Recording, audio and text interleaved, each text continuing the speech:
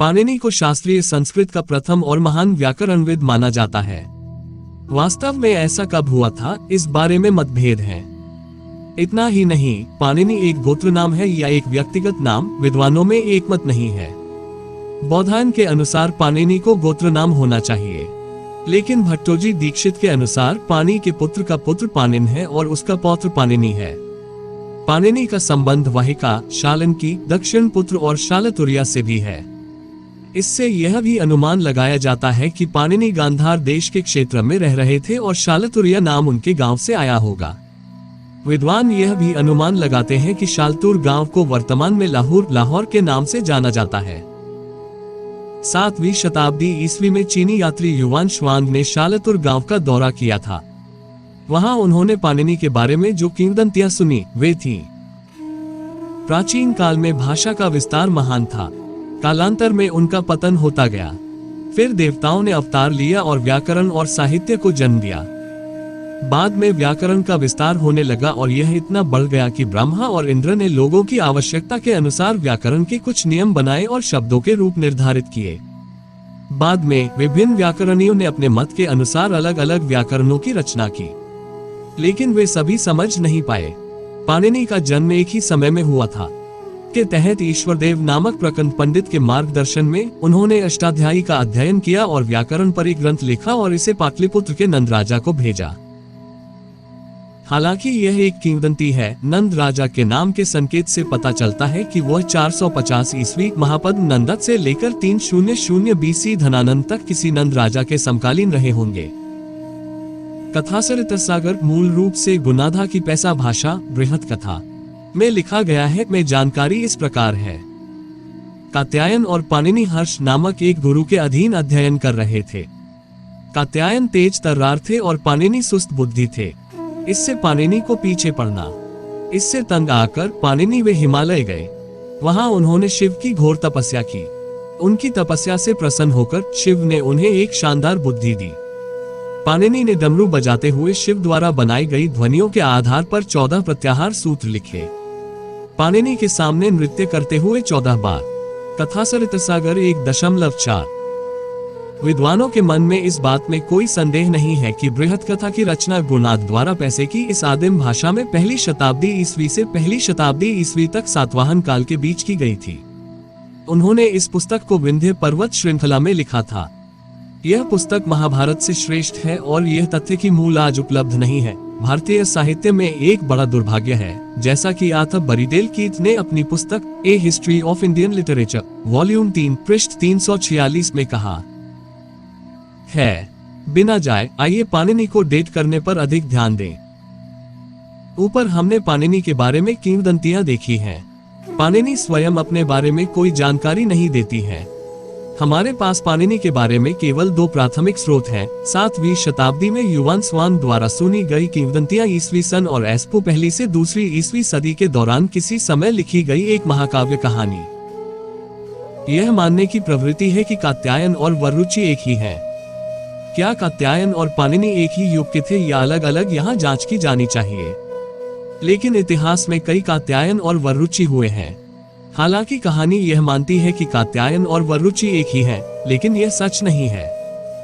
कात्यायन के सर्वानुक्रमणि को विद्वान फ्रेडरिक मैक्समुल्लर ने 1860 में प्रकाशित अपने प्राचीन संस्कृत साहित्य का इतिहास में भी जोड़ दिया था।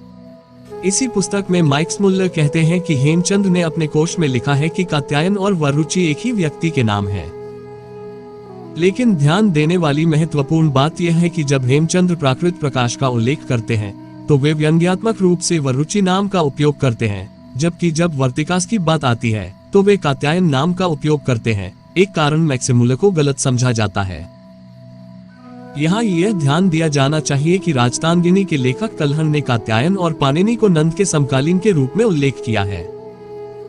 इस प्रश्न में जाना उपयोगी नहीं है कि यहाँ नंद कौन सा वंश है, क्योंकि एक ही नाम के अनेक राजा हुए हैं। लेकिन मैक्समुल्लर को इसमें कोई संदेह नहीं है कि कात्यायन और वरुचि और पाणिनि समकालीन थे, और जो किंवदंतियां हमने ऊपर देखी हैं, वे भी यही बात सुझाती हैं। अब इसमें कोई संदेह नहीं है कि वरुचि और कात्यायन एक ही व्यक्ति नहीं है, लेकिन बृहत कथा में वरुचि और कात्यायन महत्वपूर्ण पात्र हैं। गुणाध्याय सातवाहन के दरबार के एक महत्वपूर्ण कवि थे। उन्होंने धन की भाषा में अपने ग्रंथ को सिद्ध किया, लेकिन सोमदेव ने 11वीं शताब्दी में इसे कथा सरितसागर में बदल दिया। पहले क्षेमेंद्र ने बृहत कथा मंजरी को भी सिद्ध किया था। इसलिए विद्वानों के बीच इस बात पर कोई सहमति नहीं है कि यह अनुवाद करते समय मूल पाठ उनके पास उपलब्ध था या उन्होंने इसे स्मृति से संकलित किया था। बृहत कथा की भी शैव पृष्ठभूमि है। एक विद्याधर ने कहानी सुनी कि शिव ने पार्वती को अकेले में बताया था और किसी ने नहीं सुना था, और जब शिव ने इसे समझा तो उन्होंने उन्हें और उनके मानव अवतार वरुचि और कात्यायन को शाप दिया, और शिव से सुनी गई कहानियों ने राक्षस कण्भूति को बताया और वे चले गए उत्तर में। यह एक सामान्य कथा है कि गुणाद ने इन कहानियों को सुना और उन्हें पैसे की भाषा में अनुवादित किया। हमने युवान स्वैग द्वारा बताई गई किंवदंती को देखा है। उनके अनुसार पाणिनि का जन्म गांधार क्षेत्र के एक गांव शालतूर में हुआ था। कहा जाता है कि इस किंवदंती को 7वीं शताब्दी में श्वांग ने सुना था। इसका मतलब है कि उसे बहुत विश्वसनीय नहीं माना जा सकता है। यदि माना जाता है कि पाणिनि का जन्म 5वीं या 4वीं शताब्दी ईस्वी में हुआ था, तो श्वांग ने कम से कम 1000 साल बाद कहानी सुनी होगी। हालांकि पाणिनि को 2वीं शताब्दी का माना जाता है, लेकिन उन्होंने यह कहानी कम से कम 600 साल बाद सुनी। यदि हम भारत में किंवदंतियों और इलाके की समग्र प्रवृत्ति को देखें, जैसे लगभग सभी गांवों में पांडवों के आगमन और प्रस्थान के बारे में किंवदंतियां हैं, तो पाणिनि के बारे में कथा को असंभव नहीं कहा जा सकता है। इसलिए बृहत कथा या श्वांग के विचारों को विश्वसनीय नहीं माना जा सकता। वरुचि और कात्यायन अनिवार्य रूप से अलग अलग व्यक्ति हैं और महाकाव्य के कारण दोनों व्यक्ति हाल की शताब्दी तक विद्वानों के बीच भी भ्रमित थे। स्कंद पुराण के अनुसार वरुचि भी कात्यायन के पुत्र हैं, लेकिन हम उस पर बाद में विचार करेंगे। लेकिन पाणिनि और कात्यायन समकालीन हैं और यह कहा जा सकता है कि कात्यायन ने पाणिनि की व्याकरण संबंधी गलतियों को दूर किया। मैं यहाँ यह भी नोट करता हूँ कि गोल्डस्टर का कहना है कि दोनों दोस्त या गुरु शिष्य भी नहीं हो सकते, क्योंकि कात्यायन ने पाणिनि के व्याकरण में हजारों गलतियां की। एक और यह है कि किसी भाषा के व्याकरण की रचना करने का प्रयास करना एक गलत बात है। एक जीवित भाषा के तीव्र स्रोत किताबों के बाहर पाए जाते हैं। गांव, जिले, कस्बे, महल, सरकारी मामले, विभिन्न शाखाएं, सैन्य, व्यापारिक वर्ग और निगम, श्रमिक संघ, कर्मशाला के क्षेत्र में नए शब्द, कहावतें, भाव लगातार पैदा हो रहे हैं और वे उस क्षेत्र में मुंह के शब्द द्वारा फैलाए जा रहे हैं। यदि एक नया व्याकरण है लिखे जाने के लिए, उन सभी शब्दों को एकत्र करना और उन सभी शब्दों को व्याकरणविदों द्वारा विनियमित करना आवश्यक है। भारतीय संस्कृति कोश, संपादक पम. महादेव शास्त्री जोशी, वॉल्यूम विप्रस्थ 503। यहाँ यह भी ध्यान रखना महत्वपूर्ण है कि यह हमारी परंपरा है कि पाणिनि ने पूरे उत्तर भारत की यात्रा की और स्थानीय भाषा के अंतर को ध्यान में रखते हुए व्याकरण को साबित किया। यह भी माना जाता है कि कात्यायन दक्षिण मूल के विद्वान थे। यदि ऐसा है तो यहाँ यह जांचना उचित होगा कि वास्तव में पाणिनि कहाँ से थे। वास्तव में इतिहास में कई वरुचि और कात्यायन का निधन हो चुका है। हम पहले ही युवान श्वांग की राय देख चुके हैं कि पाणिनि गांधार प्रांत के शालतुर गांव की निवासी थी। सवाल उठता है कि उस समय गांधार क्षेत्र की सही भाषा क्या थी, चाहे वह 2वीं शताब्दी ईस्वी हो या 5वीं शताब्दी ईस्वी। किसी की मातृभाषा उस क्षेत्र की प्रचलित भाषा होती है जिसमें वह पैदा होता है। तो किसी भी समय इस क्षेत्र की भाषा वास्तव में क्या थी? मान लीजिए उस समय इस क्षेत्र की भाषा संस्कृत थी, लेकिन क्या अब भी वह भाषा है? यदि हाँ, तो किस रूप में? प्राचीन बौद्ध ग्रंथ गांधार क्षेत्र की प्राकृत भाषा को गांधारी भाषा के रूप में संदर्भित करते हैं। यह भाषा खरोष्ठी लिपि में लिखी गई थी। इस क्षेत्र में बौद्ध धर्म का प्रसार लगभग 300 ई। आज भी इस भाषा के अवशेष रूप हिंदको या कोहिस्तानी भाषाओं के रूप में मौजूद हैं, लेकिन संस्कृत नहीं है। यदि पाणिनि 4वीं या 5वीं शताब्दी ईस्वी में रहते थे तो उन्होंने मौजूदा भाषा का व्याकरण लिखा होता। मान लीजिए कि उस समय संस्कृत सबसे महत्वपूर्ण भाषा थी, लेकिन इससे यह उत्तर नहीं मिलता कि मात्र 200 वर्षों में संस्कृत उस क्षेत्र से कैसे लुप्त हो गई। खैर, यह भी सच है कि पाणिनि के व्याकरण में गांधारी भाषा के अवशेष हैं, लेकिन यह रचना प्राकृत का वास्तविक प्रभाव है जो गांधार क्षेत्र से सटा हुआ है और मूल भाषा जिसमें ऋग्वेद लिखा गया था। सिंध प्रांत और गांधार सीमा के बाद से इन भाषाओं के बीच कई भाषाई समानताएं होना स्वाभाविक है। उनके अपने शिव सूत्रों से यह सिद्ध होता है कि पाणिनि मूल रूप से गांधार क्षेत्र के नहीं हो सकते थे। शिव सूत्र को महेश्वर सूत्र के नाम से भी जाना जाता है। इसके विपरीत हमारे पास ऐसी कई पुस्तकें उपलब्ध हैं जो साबित करती हैं कि वह दक्षिण से थे, और यह साबित हो गया है कि उसका समय यीशु की पहली सदी से आगे नहीं जा सकता। बेशक इसके बारे में अगले अध्याय में। अब महत्वपूर्ण प्रश्न यह है कि वास्तव में पाणिनि कौन थे और उनका जन्म किस सटीक समय में हुआ था। पाश्चात्य विद्वानों ने पाणिनि का सटीक काल निर्धारित करने के लिए बहुत प्रयास किए हैं। इसमें Frederick Max Muller, prof Weber, Theodore Goldstucker, James Alwis प्रमुख हैं। इन विद्वानों की अपार विद्वता में कोई संदेह नहीं है, लेकिन दुर्भाग्य से ये विद्वान भी पाणिनि के समय पर सहमत नहीं हो पाए हैं। प्रो वेबर ने पाणिनि के युग को 140 ईस्वी के रूप में स्वीकार किया है, जबकि गोल्डस्टर के अनुसार पाणिनि का युग निश्चित रूप से पूर्व बौद्ध यानी 8वीं शताब्दी ईस्वी के आसपास हो सकता है। मैक्समुलर इस अवधि को 350 BC मानते हैं। इस मतभेद के कई कारण हैं, जिनमें से एक यह है कि संस्कृत साहित्य में लगभग कोई काला लेखन नहीं है, और वह भी सही है। इसलिए इस अवधि का अनुमान अभिलेखों और पूर्ववर्तियों के नामों से लगाया जाना चाहिए। दूसरी बात यह है कि कई लेखकों के नाम एक जैसे हैं। उदाहरण के लिए हम इतिहास में कम से कम 3 कात्यायनों को जानते हैं। वर्तिका के रचयिता कात्यायन ने एक जो शुलिप सूत्र लिखता है और दूसरा जो श्रोत सूत्र लिखता है। ये 3 अलग अलग व्यक्तित्व हैं जो अलग अलग समय में हुए हैं। बेशक इस बारे में कई लोगों की अलग अलग राय है। यही हाल पतंजलि का है। इस बात को लेकर भी विवाद है कि क्या महाभाष्य लिखने वाले पतंजलि, योग दर्शन लिखने वाले पतंजलि और आयुर्वेदाचार्य पतंजलि अलग हैं या एक ही हैं। इतना ही नहीं, ऐसे कई उदाहरण हैं जिनमें लेखकों ने प्रसिद्ध लोगों के नामों का उपयोग किया है जिनका निधन हो गया है, इसलिए यह स्वाभाविक है कि इस तरह का विवाद पैदा होगा। आइए पहले देखें कि पाणिनि के समय पर विचार करते हुए पाणिनि को उत्तर आधुनिक या प्राचीन मानने वाले विद्वानों ने वास्तव में क्या सोचा है। 1. प्रो एल्ब्रेक्ट वेबर, थेर कच्छयाना द्वारा उनके सैद्धांतिक 6वीं शताब्दी के ईस्पू के पाली व्याकरण और बाद में पाणिनि द्वारा अष्टाध्यायी में ओनादी व्याकरणिक सूत्रों को अपनाने से पाणिनि को कच्छयाना के बाद का उपयोग किया जाता है। पाणिनि के व्याकरण में यवनी लिपि के साथ साथ स्तूप, स्थविर, चिव का भी उल्लेख है। हवे एंतसान की कहानी जो मैंने पहले दी है के आधार पर और कथासरित सागर को उद्धृत करते हुए वेबर अनुमान लगाते हैं कि पाणिनि बुद्ध के 500 साल बाद हो सकते हैं, अतः यह काल 140 ईस्वी सन में आता है। 2. थियोडोर गोल्डस्टर अपनी पुस्तक Panini his place in Sanskrit literature में पाणिनि ने अपनी अष्टाध्यायी में शाक्य मुनि का उल्लेख नहीं किया है। उन्होंने श्रमणों के लिए स्थविर, चिव शब्दों का प्रयोग किया और यह परंपरा बौद्ध पूर्व की है। स्तूप शब्द का इस्तेमाल उनके द्वारा बौद्धिक स्तूपों के लिए नहीं किया जा सकता है, लेकिन वैदिक अर्थ में पृथ्वी का ढेर दफन के लिए एक शब्द पर ढेर।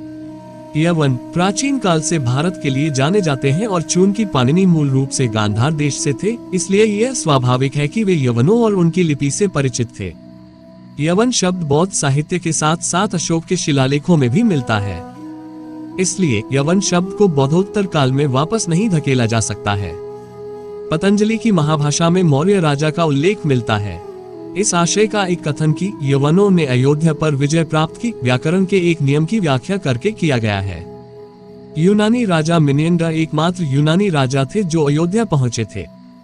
इससे चूंकि पतंजलि का जन्म 180 ईस्वी में हुआ था और उनसे पहले पाणिनि का जन्म हुआ था, और बुद्ध के समय से पहले भी स्थविर, चिव, भिक्षुनी अस्तित्व में थे और उन्होंने शाक्य मुनि का उल्लेख नहीं किया है, पाणिनि का समय 8वीं शताब्दी ईसा पूर्व हो सकता है। 3. एमएक्स मलर पाणिनि की अवधि को लगभग 350 से 450 एस के बीच रखता है और वह स्तूपड़ियों के उल्लेख को महत्वपूर्ण मानता है और दावा करता है कि पाणिनि को निस्संदेह बुद्ध के बाद का होना चाहिए। संस्कृत साहित्य का इतिहास। लगभग 32 विद्वानों ने पाणिनि के कार्यों की विभिन्न प्रकार से व्याख्या करने का प्रयास किया है। मैंने यहाँ पाठकों की सुविधा के लिए ही लिया है, जिसकी चर्चा यहाँ ओल्ड और अर्वाचीन काल में दी गई है। अन्य विद्वानों ने भी उपरोक्त 55 बिंदुओं को चर्चा के लिए लिया है और प्रत्येक द्वारा लिया गया समय थोड़ा अलग है। उदा मैक्समुलर पाणिनि का समय 385। वैसे भी आइए इन और संबंधित मुद्दों पर चर्चा करें। 1. थेरा कच्छायन गौतम बुद्ध के समकालीन थे। उन्होंने बुद्ध के निर्देश पर पाली का व्याकरण लिखा। इसकी अवधि निश्चित होती है और यह औसतन होती है 600 आता है। उनका संदिग्धा यह व्याकरण 8 अध्यायों में बना है। इस व्याकरण के आधार पर 41 पाली व्याकरणों की रचना की गई थी। इस व्याकरण में कहीं भी पाणिनि का उल्लेख नहीं है, न ही पाणिनि के व्याकरण में शाक्यमुनि का कोई उल्लेख है। लेकिन यह किसी के भी न्याय करने का साहस है। इसी से वंश है, क्योंकि कच्छन बुद्ध का है, जबकि पाणिनि एक प्रमुख शिष्य थे। वे एक वैधर्मी थे, यानी एक शैव संप्रदाय। इसलिए एक दूसरे का उल्लेख न करना स्वाभाविक माना जा सकता है। 2. लेकिन शब्द स्थवीर, भिक्षुनी, स्तूप होना चाहिए ध्यान में रखा गया। यह सच है कि श्रमण धर्म बुद्ध से पहले भी अस्तित्व में था। इसलिए अष्टाध्यायी में शब्द स्थवीर चिव ई डोकावले का अर्थ है कि इसे पूर्व समकालीन या बुद्ध के बाद की रचना नहीं माना जा सकता है। लेकिन स्तूप के उल्लेख को नजरअंदाज नहीं किया जा सकता है। वैदिक संस्कृत के अनुसार स्तूप केवल पृथ्वी का टीला है। वैदिक साहित्य में इस शब्द का उल्लेख विरले ही मिलता है। लेकिन जब व्याकरण में शब्द आता है तो वह बहुत सामान्य होना चाहिए।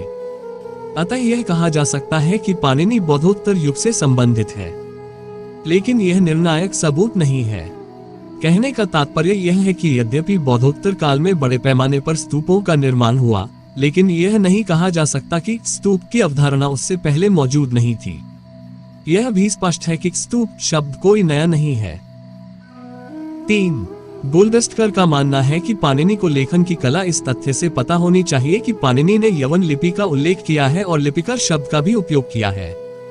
माना जाता है कि पाणिनि गांधार देश के शालतूर गांव आधुनिक लाहौर की रहने वाली थी।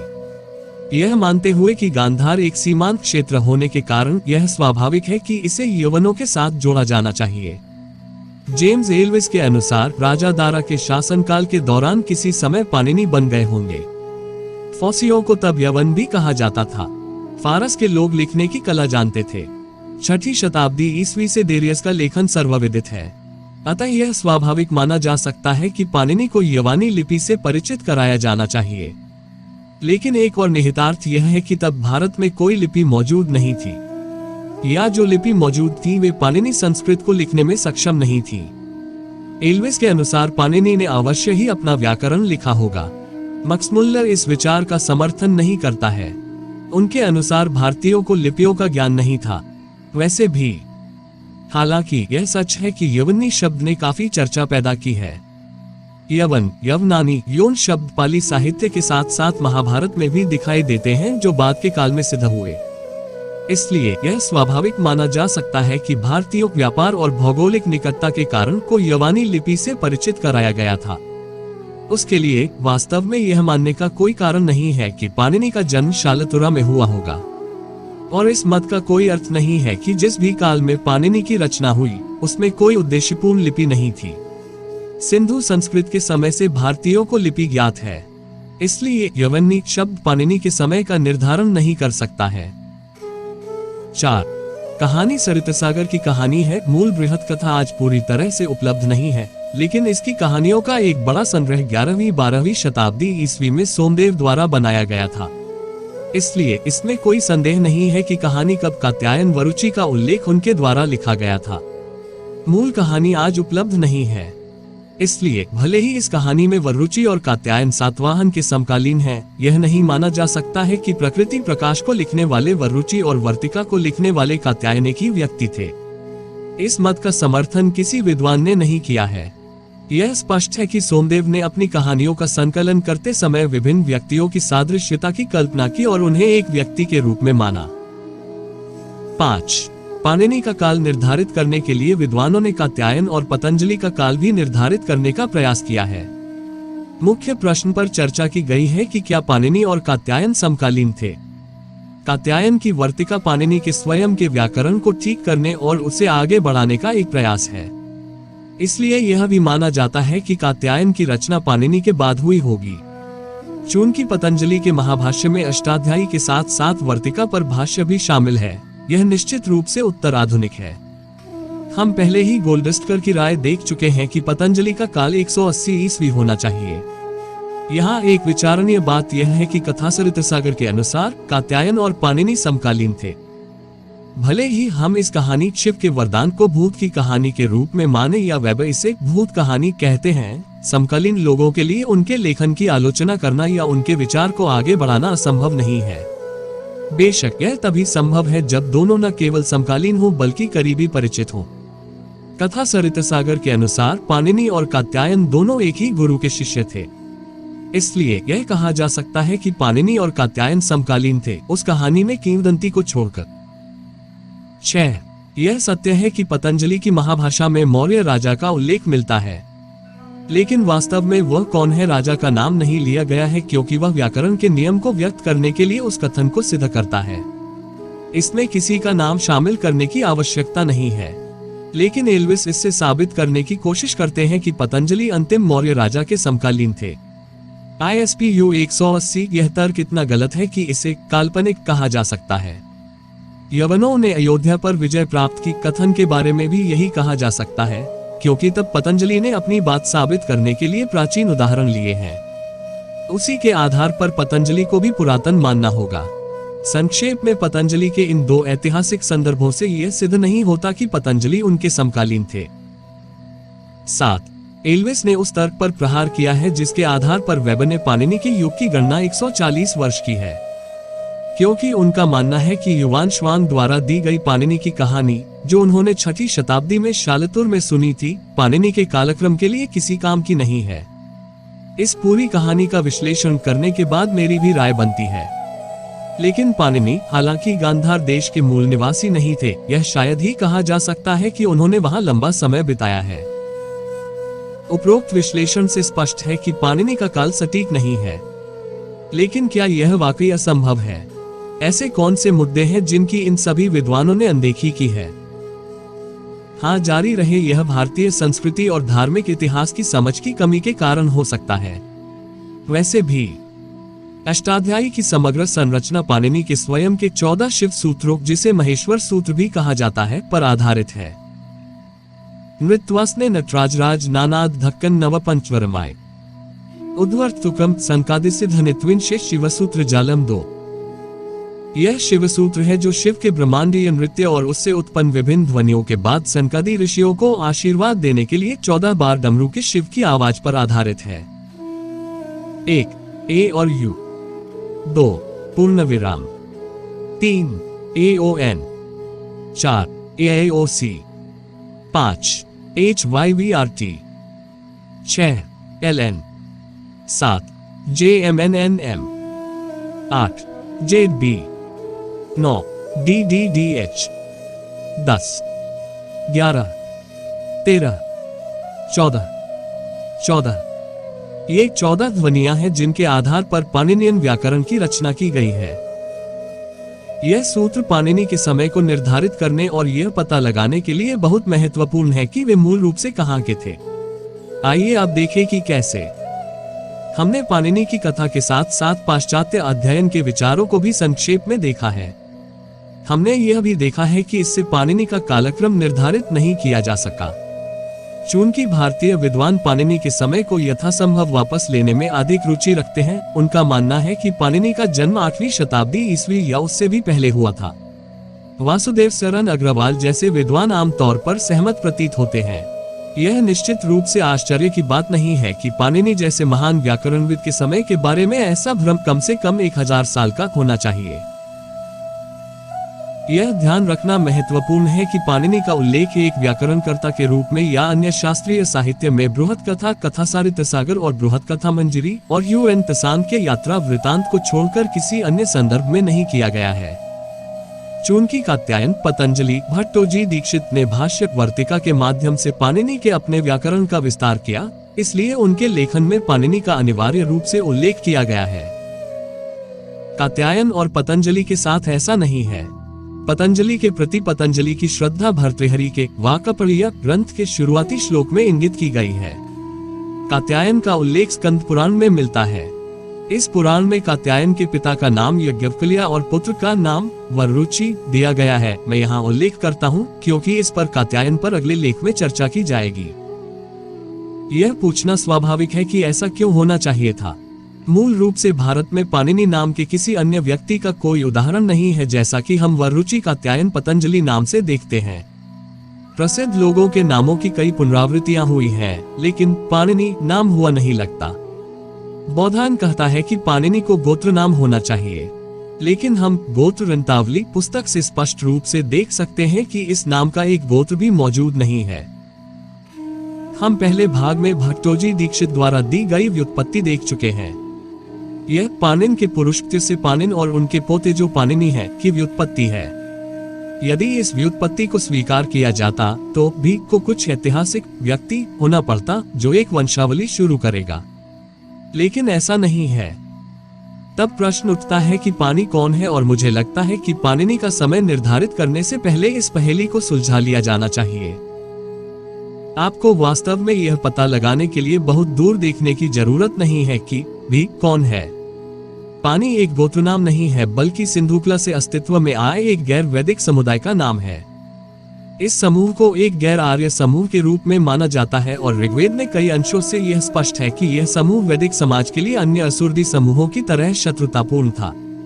उदा जाहि न्यात्रिन पाणिन ही एस में 6.5114 पेटु कंजूस और दुष्ट पानियों को नष्ट करो। परित्रुंदी पनिनम्राय हृदयाय कवे में अथेमासम यम रंध्य में 6.535। यह पूछा कहो छेदो अपने आरी की नोक से पनियों के दिलों को, और इस तरह उन्हें हमारे अधीन कर ले। उपरोक्त निर्देशों से यह स्पष्ट है कि वेदिका पनियों से घृणा करती थी और तीव्र शत्रुता बनाए रखती थी। ऋग्वेद से ही मिली जानकारी के अनुसार पानी व्यापारी वृत्ति के थे।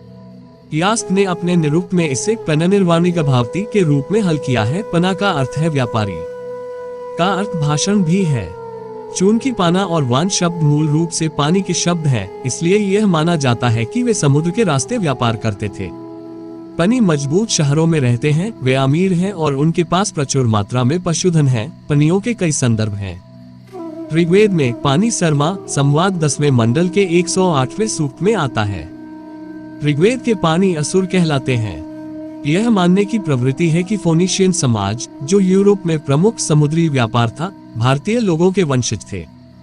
ऋग्वेद से यह भी स्पष्ट है कि पानी लोग लिंग उपासक थे, जैसा अल्टेका की स्पष्ट धारणा है।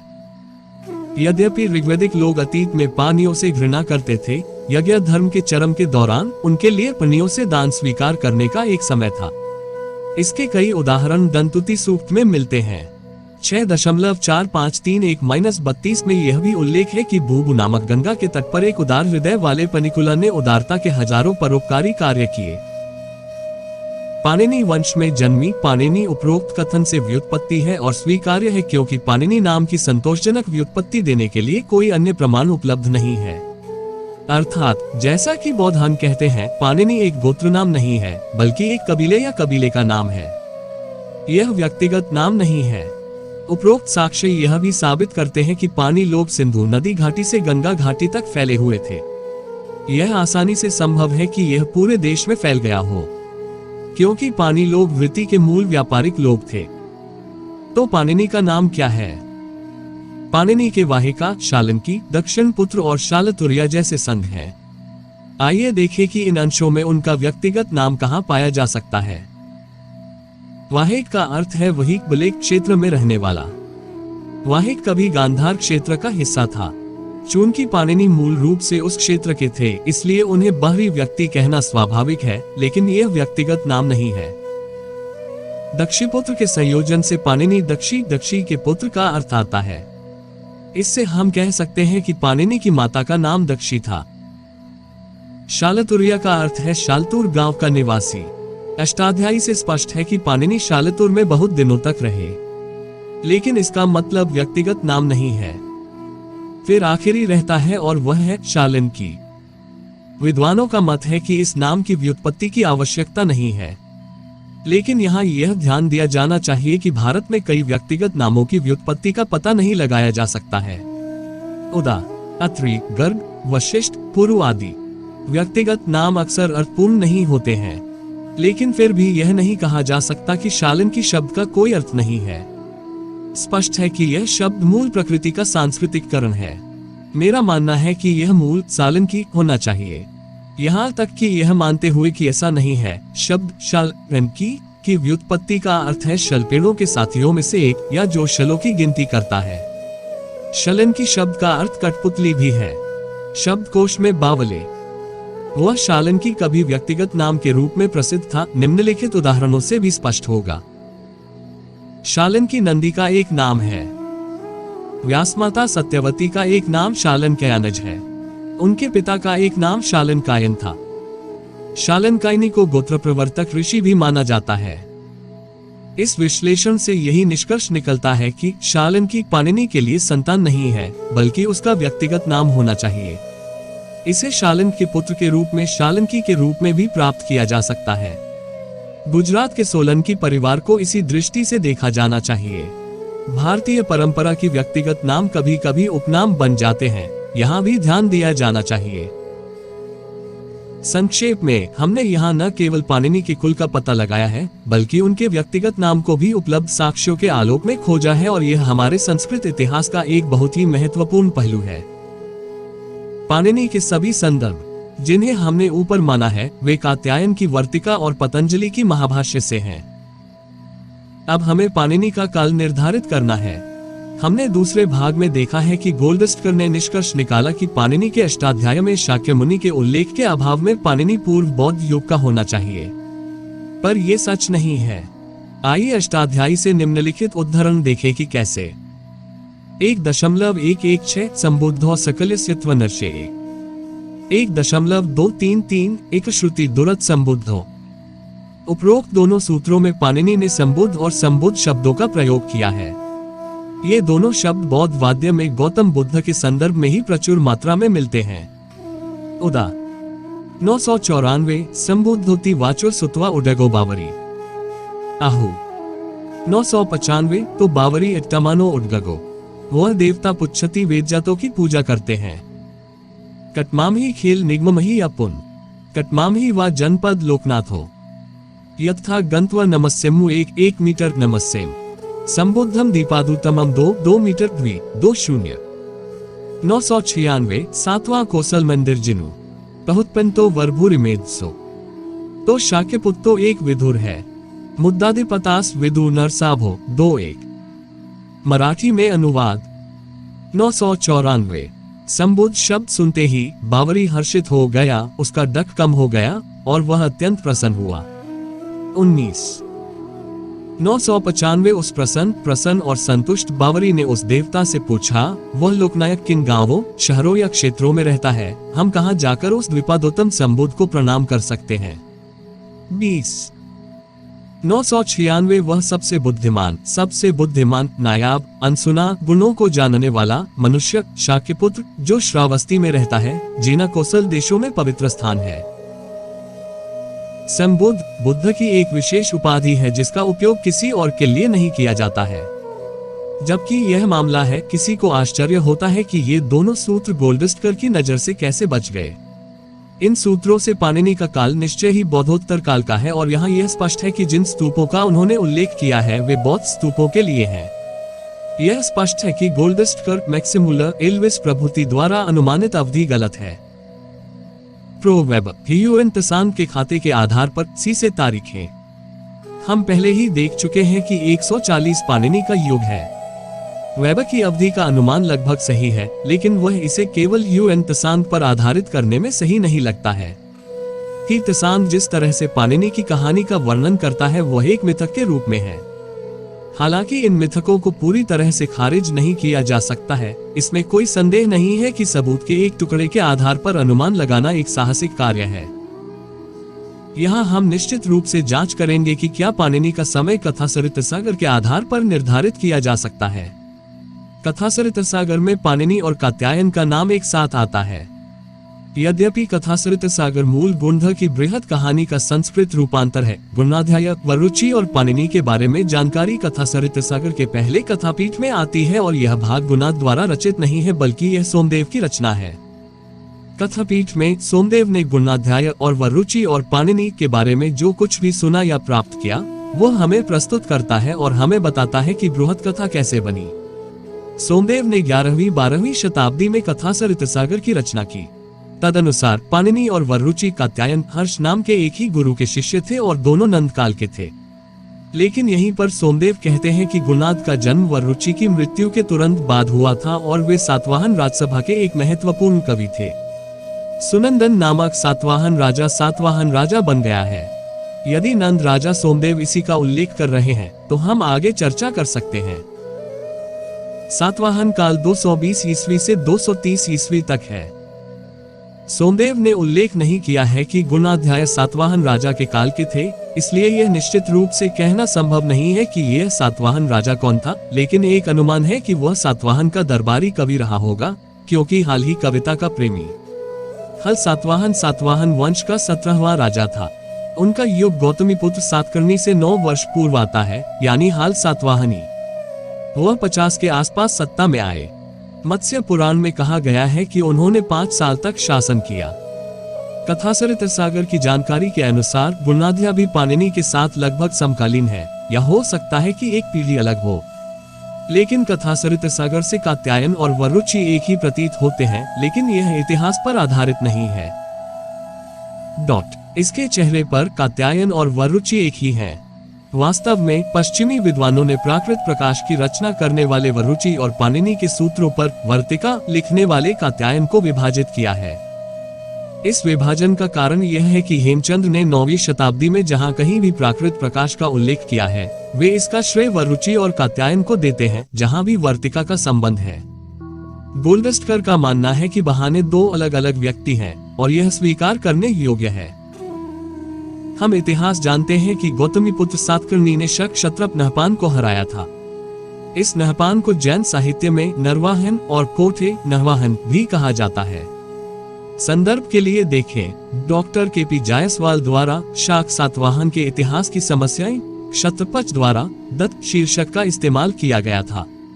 उदा नहपान के दामाद का नाम वृषभ दत्त था। अधूट का ईयान को क्षहरत वंश का संस्थापक माना जाता है। अधूदक ईयान नाम का संस्कृतिकरण उदयन हो सकता है। कथासरितसागर की पूरी कहानी की धुरी राजा उदयन के पुत्र नरवाहन दत्त पर है।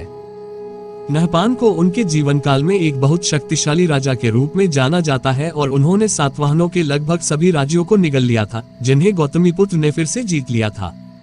अधूट का ईयान ऐतिहासिक रूप से नहपाना के पिता थे, या यदि उनके छोटे भाई ने पहले अधूट का ईयान का उत्तराधिकारी नहीं बनाया था, दादा। लेकिन दुर्भाग्य से यह साबित नहीं करता है कि कथासरितसागर के नायक नहपान और नरवाहन दत्त और अधूदक ईयान और उदयन थे और ये ऐतिहासिक पात्र थे। इसका कारण यह है कि नहपान क्षत्रप उज्जैनी का राजा था, जबकि बृहद कथा के नायक नरवाहन दत्त वत्स देश के राजा थे। योगांधरायण नरवाहन दत्त के दादा हैं। वत्सराज उदयन, योगांधरायण और नरवाहन दत्ता ने कई नाटक और अन्य कल्पनाशील रचनाएं लिखी हैं। तो यह स्पष्ट है कि हम पाणिनि का समय निर्धारित करने के लिए कथासरितसागर का उपयोग नहीं कर सकते हैं। अब हमारे पास पाणिनि की अवधि निर्धारित करने के 2 तरीके हैं। पहला तरीका इंट्रा लाइब्रेरी है और दूसरा बाहरी है। हमने पुस्तक में सूत्रों से एक बात साबित की है और वही यह है कि पाणिनि निश्चित रूप से उत्तर बौद्ध युग की है। आप जानते हैं कि अशोक काल में बौद्ध स्तूपों का निर्माण बड़े पैमाने पर शुरू हुआ था। अशोक का काल 304 से 232 BC माना जाता है। इसका एक और निहितार्थ यह है कि अशोक के सत्ता में आने और बौद्ध धर्म स्वीकार करने के बाद स्तूपों का निर्माण लगभग 270 से 250 BC शुरू हुआ होगा। इससे स्पष्ट होता है कि पाणिनि की रचना उस काल में हुई होगी, अर्थात 285 से उसके बाद किसी भी समय। अब आइए सबसे महत्वपूर्ण बाहरी आयाम पर विचार करें। ग्रंथ सूची कुछ अधिक महत्वपूर्ण है, लेकिन उस पर बाद में। यहाँ हम पाणिनि व्याकरण के आधार पर पूर्व पाणिनि और शास्त्रीय ग्रंथ माने जाने वाले ग्रंथों पर विचार करते हैं। यदि पाणिनि 800, 450 या 250 BC के आसपास रहते थे, तो स्पष्ट है कि पाणिनियन व्याकरण ने उस समय के बाद के साहित्य को प्रभावित किया होगा। पाणिनियन व्याकरण सिद्ध होने से पहले के साहित्य का वैदिक ब्राह्मण काल से संबंध है। महाकाव्य काल को वार्षिक काल मानने की प्रथा है। रामायण महाभारत को अर्ष साहित्य माना जाता है और यह पाणिनियन व्याकरण से प्रभावित नहीं है। इसके विपरीत यह स्पष्ट है कि इन दोनों महाकाव्यों पर प्राकृत भाषाओं और व्याकरण का प्रभाव भी महान है। यह यहाँ पर्याप्त है, क्योंकि रामायण महाभारत पर प्राकृत का इतना प्रभाव क्यों है, इस बारे में हम अलग से चर्चा करेंगे। पाणिनियन व्याकरण पर आधारित साहित्यिक निर्माण की अवधि को शास्त्रीय संस्कृत का काल माना जाता है। यह आमतौर पर स्वीकार किया जाता है कि शास्त्रीय संस्कृत साहित्य का निर्माण गुप्त काल के दौरान शुरू हुआ था। यह काल 3वीं से 6वीं शताब्दी। इस अवधि के दौरान पाणिनियन संस्कृत आधारित नाटक, शास्त्रीय, गणितीय, तंत्रज्ञान, आयुर्वेद आदि ने विभिन्न विषयों पर समर्पित कई पुस्तकों का निर्माण शुरू किया। इसी काल में ब्रह्मसूत्र, कल्पसूत्र आदि सूत्र साहित्य भी रचे गए। पाणिनि संस्कृत भाषा में सूत्र की शैली के अग्रदूत हैं। पहले कच्छन ने पाली भाषा का व्याकरण सूत्र शैली में लिखा था।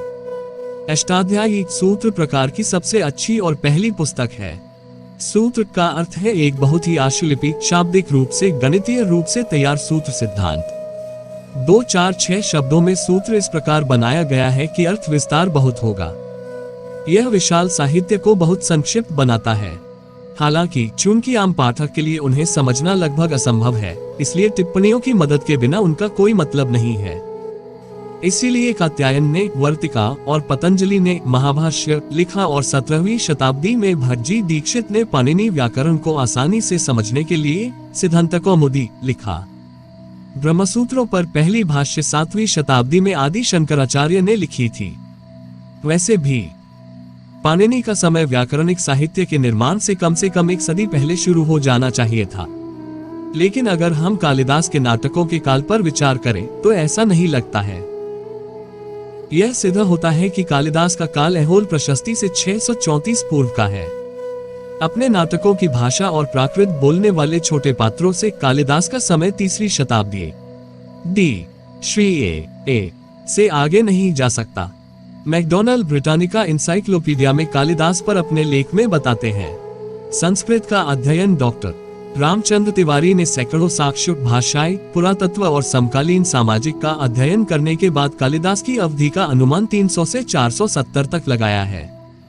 संक्षेप में यह स्पष्ट है कि कालिदास का काल किसी भी स्थिति में 3वीं शताब्दी ईस्वी सन से आगे नहीं जा सकता। इसके विपरीत मुझे संदेह है कि यह 400 और 500 ईस्वी के बीच हुआ होगा। प्रथम शास्त्रीय संस्कृत नाटककार भाषा का जन्म 3वीं शताब्दी ईस्वी में हुआ था। अतः कालिदास की कृति का काल अर्वाचीना कम से कम 100 वर्ष का है, अर्थात कालिदासकृत का काल 4वीं से 5वीं शताब्दी तक सही है। लेकिन अगर यह 3वीं शताब्दी में हुआ भी माना जाता है तो यह राय नहीं है कि पाणिनि 4 या 500 साल पहले हुई थी, क्योंकि इस अवधि के दौरान पाणिनियन में एक भी रचना नहीं है, चाहे वह धार्मिक हो या दार्शनिक। संस्कृत शैली माना जाता है कि रामायण और महाभारत के अंतिम संस्कृत संस्करण 2वीं से 4वीं शताब्दी ईस्वी तक के हैं। संदर्भ भारतीय संस्कृति कोश, संपादक पम महादेव शास्त्री जोशी। लेकिन महाभारत में जितने भी व्याकरण शास्त्रियों के नाम आते हैं उनमें पाणिनि का नाम नहीं आता। इसका अर्थ यह हुआ कि महाभारत के रचयिता पाणिनि को नहीं जानते थे, क्योंकि वे कवि नहीं थे। इसका अर्थ यह हुआ कि पाणिनि का काल औसतन 2वीं शताब्दी का आता है। अगले 100 वर्षों में कात्यायन के वर्तिका ने पाणिनियन व्याकरण का प्रसार किया और यह स्पष्ट है कि पाणिनियन व्याकरण पर आधारित रचनाएं औसतन 3वीं शताब्दी से बनाई जाने लगी। बेशक मैं इस बात से पूरी तरह वाकिफ हूं कि सिर्फ यही सबूत काफी नहीं है। तो आइए हम अष्टाध्यायी के कुछ आंतरिक पहलुओं की जांच करें। 1.237 न सुब्रह्मण्यन स्वरित्स्य तुदत। हमें इस सूत्र की जांच करनी है। यह विश्व प्रसिद्ध है कि सुब्रह्मण्य निमित कुमार कार्तिकेय का है। कार्तिकेय सुब्रह्मण्य शब्द का प्रयोग केवल दक्षिण भारत में किया जाता है। डॉक्टर सुब्बर नागिन मणि सुब्रह्मण्य शब्द का मेल है। रेस चौ धीरे ने आनंदवन पत्रिका के मार्च 1974 के अंत में लिखे एक निबंध में इसकी व्याख्या की है। उन्होंने यह भी उल्लेख किया है कि सुब्रह्मण्य की पूजा दक्षिण में नगरपा में की जाती है। अब देवता सुब्रह्मण्य दक्षिण में कब लोकप्रिय हुए या पाणिनि को अष्टाध्यायी में उनका उल्लेख करना चाहिए। यद्यपि सुब्रह्मण्य को स्कंद कार्तिकेय के रूप में सोचने की प्रथा है, उत्तर में पारंपरिक मान्यता यह है कि कार्तिकेय अविवाहित थे, लेकिन दक्षिणा के सुब्रह्मण्य विवाहित हैं और वल्लियम्मा उनकी पत्नी है। सुब्रह्मण्य के इतिहास और शिल्पसारा पुस्तक से पता चलता है कि देवता सुब्रह्मण्य 1ली शताब्दी ईस्वी और 2वीं शताब्दी ईस्वी के बीच दक्षिण में लोकप्रिय हो गए। यद्यपि कार्तिकेय प्रमन स्वयं सुब्रमण्य के वाहन को मोर मानते थे, कुषाण काल के यौधेयगण के सिक्कों में कार्तिकेय के वाहन को मुर्गे के रूप में दर्शाया गया है। महाभारत में भी पक्षी को कार्तिकेय का वाहन बताया गया है। 1 पर -229। तो यह तर्क दिया जा सकता है कि दूसरी शताब्दी ईस्वी तक कार्तिकेय कुक्कुट वाहन रहे होंगे। हालांकि कार्तिकेय और सुब्रह्मण्य में कई समानताएं हैं, दोनों देवता समान नहीं हैं। मूल रूप से सुब्रह्मण्य को क्षेत्रपाल श्रेणी का देवता होना चाहिए। रेस चौक डेरे तर्क देते हैं। अब सुब्रह्मण्य और कार्तिकेय की पहचान दूसरी शताब्दी ईस्वी के आसपास दक्षिण में हुई। यहाँ यह भी याद रखना जरूरी है कि सुब्रह्मण्य को दक्षिणा में मयूर वाहन माना जाता है। पाणिनि के व्याकरण में सुब्रह्मण्य का उल्लेख दो बातों को स्पष्ट करता है। पहला यह कि पाणिनि मूल रूप से दक्षिणा की रहने वाली थी, और दूसरी बात यह है कि पाणिनि की मृत्यु दूसरी शताब्दी के मध्य में किसी समय हुई होगी, क्योंकि इस अवधि के दौरान सुब्रह्मण्य देवता की प्रतिष्ठा अलौकिक रूप से बढ़ी थी, लेकिन केवल दक्षिण में। यदि ऐसा न होता तो पाणिनि ने सुब्रह्मण्य का उल्लेख न किया होता। 2 4.1114 ऋष्यन्त कवृष्णिकुरुभ्यश्च 4.1176 सरत्यमवन्तिकुन्तिकुरुभयश्च अष्टाध्यायी। अब जब हम उपरोक्त सूत्रों को देखते हैं और अन्य सभी सूत्रों के साथ उनकी तुलना करते हैं, तो एक बात स्पष्ट हो जाती है कि भले ही पाणिनि ने महाभारत के व्यक्तियों का उल्लेख किया है, लेकिन रामायण में किसी एक व्यक्ति का उल्लेख कहीं भी नहीं है। रामायण की सबसे पुरानी ज्ञात प्रति 11वीं शताब्दी की है। माना जाता है कि रामायण संस्कृत का अंतिम संस्करण 3री या 4थी शताब्दी ईस्वी में लिखा गया था। इसका अर्थ यह नहीं है कि रामायण की कथा किसी न किसी रूप में प्रचलित नहीं थी, लेकिन चूंकि महाभारत का अनुवाद सबसे पहले अर्श संस्कृत में हुआ था और यह पाणिनि पूर्व है, इसलिए स्वाभाविक है कि पाणिनि ने भाषा के नियम बनाते समय महाभारत का दृष्टिकोण अपनाया। इससे भी पाणिनि का युग दूसरी शताब्दी के बाद ही आता है। 3 नृत्वास्ने नटराज राजा नांद धक्कन नव पंचवरमाय उद्वर्तुकम संकादिसिधने तद्विंशे शिव सूत्र जलम 2। यह अष्टाध्यायी में शिव सूत्र है। इसे महेश्वर सूत्र भी कहा जाता है। पाणिनि एक शैव थे, यह अष्टाध्यायी के कुछ सूत्रों से भी स्पष्ट है। उदा शिवदीव्योसन 4.1112। उपरोक्त श्लोक में पाणिनि का समग्र व्याकरण शिव द्वारा पाणिनि को किए गए तांडव नृत्य के बाद 4 बार बजाए गए डमरू से निकलने वाली ध्वनियों पर आधारित है। आइए अब इस श्लोक के बारे में विस्तार से जानते हैं। यह सर्वविदित है कि शिव को नटराज के रूप में दक्षिण में ही जलाया जाता है। शिव को नृत्य का जनक और सम्राट माना जाता है। वास्तव में पाणिनियन व्याकरण के अनुसार यह रूप नटराज के स्थान पर नृत्यराज होना चाहिए, लेकिन यह स्पष्ट प्रतीत होता है कि पाणिनि ने जानबूझकर नटराज शब्द का प्रयोग किया है, जो उस समय दक्षिण में प्रचलित था। अब देखना है कि दक्षिणा में नटराज के रूप में शिव पूजा कब शुरू हुई। 9वीं शताब्दी में चोल राजवंश के दौरान दक्षिण में नटराज के रूप में शिव की विपुल मूर्तियां बनने लगी। शिव का नटराज रूप एक विशेष दक्षिणी उपहार है। यह अवधारणा संगम साहित्यिक काल 300 ईस्वी से 300 ईस्वी के दौरान उभरी। पाणिनि ने देखा कि नटराज की अवधारणा लोकप्रियता के अपने चरम पर पहुंच गई, यानी इन साक्ष्यों से पता चलता है कि दूसरी से तीसरी शताब्दी इस अवधि के दौरान हुई होगी। ऐसा माना जाता है कि नटराज ने अपना तांडव नृत्य तमिलनाडु के चिदम्बरम में किया था। पतंजलि ने अपनी महाभाष्य भी चिदम्बरम में ही लिखी थी। इस तथ्य को ध्यान में रखते हुए यह माना जा सकता है कि पाणिनि मूल रूप से दक्षिणा के रहने वाले थे। संक्षेप में, जब हम आंतरिक और बाहरी मानकों की जांच करते हैं तो निम्नलिखित बिंदु स्पष्ट हो जाते हैं। 1. पाणिनियन व्याकरण पर आधारित शास्त्रीय साहित्य का निर्माण तीसरी शताब्दी के बाद शुरू होता है, यानी इसका समय दूसरी शताब्दी की शुरुआत से दूसरी शताब्दी के मध्य तक नहीं जा सकता। 2. पाणिनि मूल रूप से एक सदन और एक शैव थे। 3. चूंकि पाणिनि और कात्यायन समकालीन थे, इसलिए उनका काल भी वही माना जाता है। इस संभावना का अनुमान लगाया जा सकता है कि पाणिनि आगे की पढ़ाई के लिए तक्षशिला गए थे। इसका अनुमान ह्यूएन त्संगा के विवरण से लगाया जा सकता है। यहीं पर उनकी और कात्यायन की मुलाकात हुई और अष्टाध्यायी की रचना होते ही कात्यायन ने वर्तिका लिख दी होगी। तक्षशिला विश्वविद्यालय है, यह 470 ईस्वी में हेप्लाइट्स द्वारा नष्ट किए जाने तक अस्तित्व में था। 4. उनका उपनाम पाणिनि था और उनका मूल नाम शाल्मकी था। 5. तक्षशिला में रहते हुए पाणिनि कच्छन के पाली व्याकरण से परिचित हो गए थे और इसका मॉडल लेते हुए पाणिनि ने संस्कृत का एक व्याकरण लिखने के बारे में सोचा होगा जो अभी आकार ले रहा था।